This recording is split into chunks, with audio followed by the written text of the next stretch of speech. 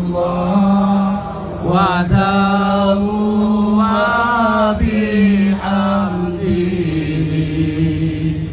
khaliqul badri wa laili asa wa jalla ulun puja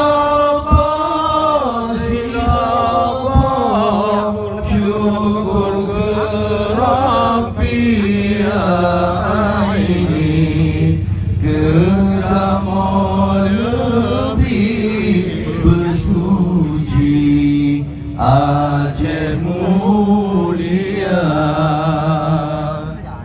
tajak perang musuh beruntuh dumsi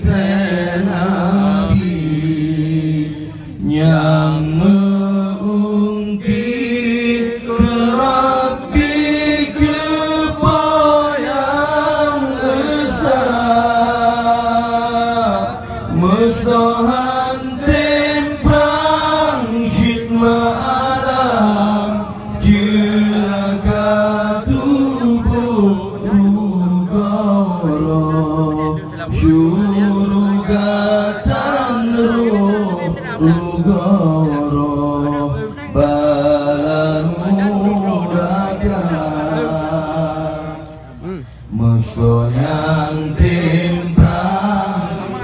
menang metua tubuh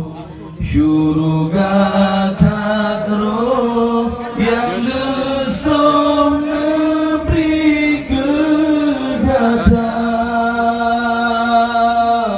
lindung kata segala yang mujahidil mursalin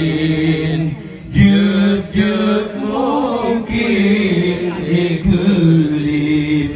Aceh Sumatera yang membahagia sejahtera syahid dalam perang Allah pulang denda yang budia dari oh kasih wasiawa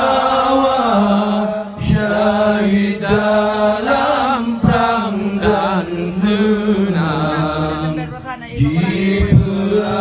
perijang pertama syurga tinggi.